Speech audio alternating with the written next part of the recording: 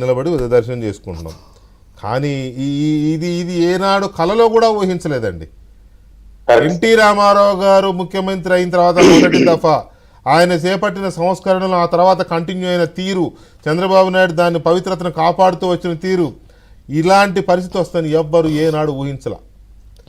మీరు బీజేపీలో ఉన్నారు, అంతకుముందు కాంగ్రెస్లో ఉన్నారు, లోకల్గా ఎన్నో ధార్మిక కార్యక్రమాలు చూస్తాను, మీరు ఊహించుండరు. ఇప్పుడు ఏమనిపిస్తుంది మీకు ఈ కొవ్వు పదార్థాలు లడ్డూలో కలిపారనే ఆధారాలు కూడా చూస్తుంటే? సార్, నేను ఒక శ్రీవారి భక్తుడిగా, తిరుపతి స్థానికుడిగా మాట్లాడుతున్నాను సార్. గత 5 సంవత్సరాలలో తిరుమల శ్రీవారి సన్నిధిలో ఆచారాలు, అపచారాలు హద్దు మీరిపోయాయి సార్. ఇష్టానుసారంగా ఆలయ పవిత్రతను మంట కలిపేశారు. మనం ఆ రోజు ఏబిఎన్ ద్వారా అనేక డిబేట్లు చేశాం.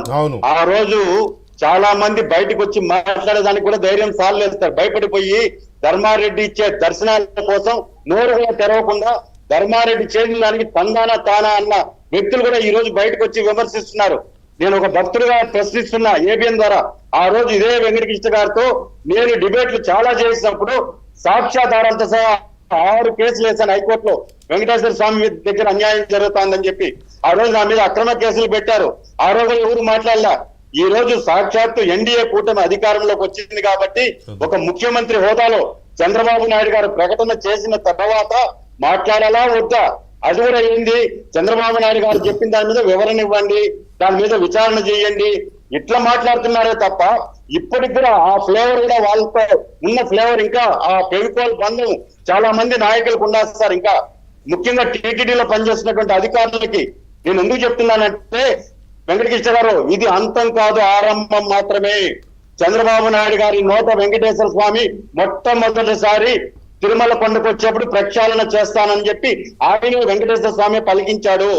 రెండవ విషయం, లడ్డూ విషయాన్ని నిన్న ఆయన నోటి ద్వారా బయట ప్రపంచానికి తెలియజేశాడు. రేపు 3వ విషయం కూడా రాబోతోంది, మీరు నోట్ చేసుకోండి.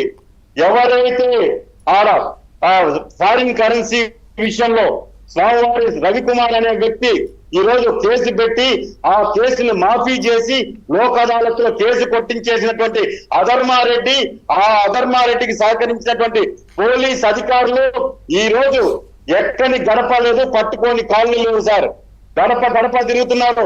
ఈ పార్టీ ఆ పార్టీని కాదు, అన్ని రాజకీయ పార్టీల నాయకులు పెద్దలు ఇళ్ల కాళ్ళకి తిరిగి కాళ్ళు పట్టుకొని ఆ కేసుల గురించి బయట అంటున్నారు. నేను ఒకటే అప్పుడు చెప్పాను వెంకటకృష్ణ గారు, ఇప్పుడు చెప్తున్నా, మీరు అధికార బలంతో అహంకారంతో మీరు హైకోర్టులో కానీ సుప్రీంకోర్టులో కానీ తప్పించుకోవచ్చేమో కానీ వెంకటేశ్వర